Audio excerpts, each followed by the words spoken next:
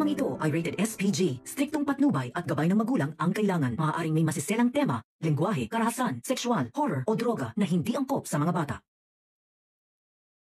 Dahil apektado si Lilet sa nangyari sa kanyang ama, naaapektuhan na pati ang kanyang paglaban sa korte. Maipapanalo pa kaya ni Lilet ang kaso? Alamin natin. Welcome back sa aking channel, mga kaganapan sa Lilet Matias. Kung kailan handa na nga itong si Ramir na sabihin kay Lilet ang buong katotohanan kung sino ang kanyang ina, ay saka naman siya inatake sa puso. Sinugod siya sa pinakamalapit na ospital. Nag-agaw buhay si Ramir. Si Patricia ang nakaalam ng sikretong natuklasan ng asawa niyang si Ramir. Kaya mukhang malabo na nga na malaman pa nitong si Lilet kung sino talaga ang nanay niya at buhay pa ito. Samantala, mukhang tagilid nga ang laban ng ating bida sa kasong hawak niya ngayon dito kay Nanay Chato dahil sa nangyari sa ama niyang si Ramir. Masyado niyang dinamdam lahat ng nangyari, lalo pa nga at ayaw siyang palapitin ni Patricia dito kay Ramir.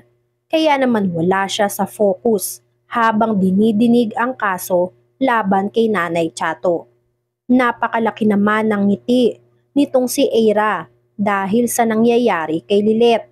Dahil alam niyang kapag hindi ito makapag-focus hanggang sa matapos ang hearing, ay siya ang magwawagi sa laban dito. At kapag nagpatuloy si Lilet sa nangyayari sa kanya, ay malaki ang pag-asa ni Eira na manalo sa kaso. Napansin nga din ng judge ang nangyayari dito kay Lilet na tila kanina pa nga daw ito wala sa wisyo. At dahil sa napansin ng judge ang nangyari dito kay Lilet, tinanong niya nga itong si Lilet kung ipagpapatuloy pa ba nila ang hearing ngayong araw. Dahil kanina pa daw wala sa sarili si Lilet na halos wala na sa hulog lahat ng backup question niya dito kay Nanay Chato. Maging si Nanay Chato nga ay kinakabahan na din sa nangyayari kay Lilet dahil hindi talaga ito makapag-focus sa pagtatanggol sa kanya. Dahil sa nangyari, minabuti muna ng judge na mag-break kahit 5 minutes para makapag-isip ng tama itong si Lilet. Nagpasalamat at humingi ng pasensya si Lilet sa judge sa kung ano-ano ang nangyari sa kanya. Maya-maya, nagpunta si Lilet sa CR para kausapin muli ang sarili niya para mahimasmasan na rin siya sa mga nangyayari.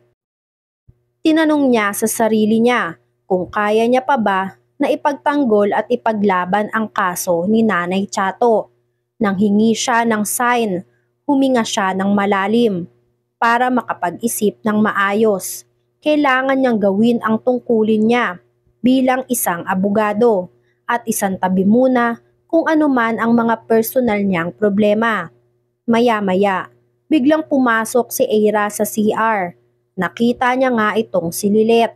At dahil nga maldita itong si Eira, ay ininis niya pa nga itong lalo si Lilet na mukhang nalampaso na naman daw niya ito ngayong araw dahil sa nangyayari sa kanya. Kaya naman dahil wala sa ayos si Lilet, nakuha niya na makipagsabayan sa asaran dito kay Eira. At ito namang si Eira ay hindi kinaya ang pakikipagsabayan sa kanya sa pang-aasar ni Lilet. Kaya iniwan na nga lang niya itong mag-isa sa CR.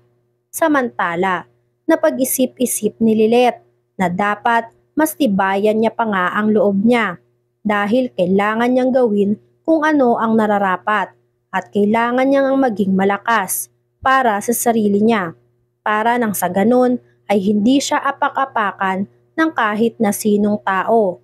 Sumunod naman na nagpakita sa kanya, ito ngang si Meredith doon sa loob ng CR. Napansin ni Meredith na tila wala sa ayos itong si Lilet. Kaya sinabihan niya ito na kung ano man ang pinagdaraanan mo ay makakayanan mo rin yan.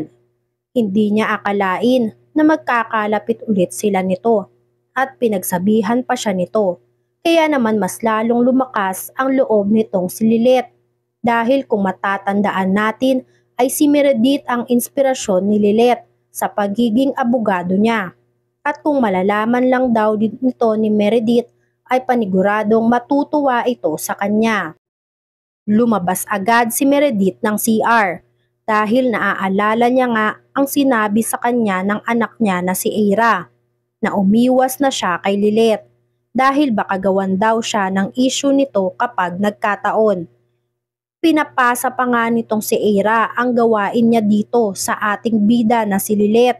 Kung alam nga lang nitong si Meredith kung anong klaseng kriminal ang anak niyang si Eira, ay malamang ay itakwil niya nga ito dahil sa pagtatakip nito sa sarili niyang kasalanan. Samantala, nang mahimasmasan nga si Lilet, bumalik na siya sa loob ng korte. Nagpatuloy na ang hearing. Tila parang wala ngang nangyari dito kay Lilet at parang mas lumakas na nga ang loob nito pagtapos ng pahinga nila. Kaya nakapag-focus na siya sa kasong hinahawakan niya. Laking pagtataka naman ni Eira kung bakit bigla na lang naging maayos itong si Lilet. Samantalang kanina nga ay halos hindi ito makapagsalita sa sobrang lutang nito. At halos wala ito sa sarili na kung ano-ano ang pinagsasasabi sa korte.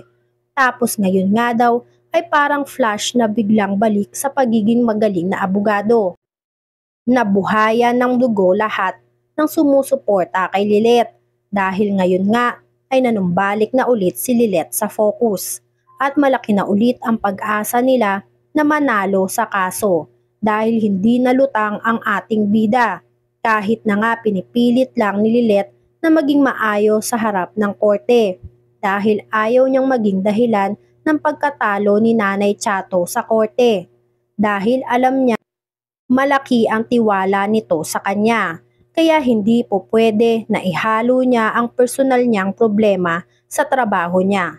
Pagkatapos ng hearing, dumiretso si Lilet sa ospital para kamustahin sana itong si Ramir. Sinamahan siya ni Kurt papunta sa ospital.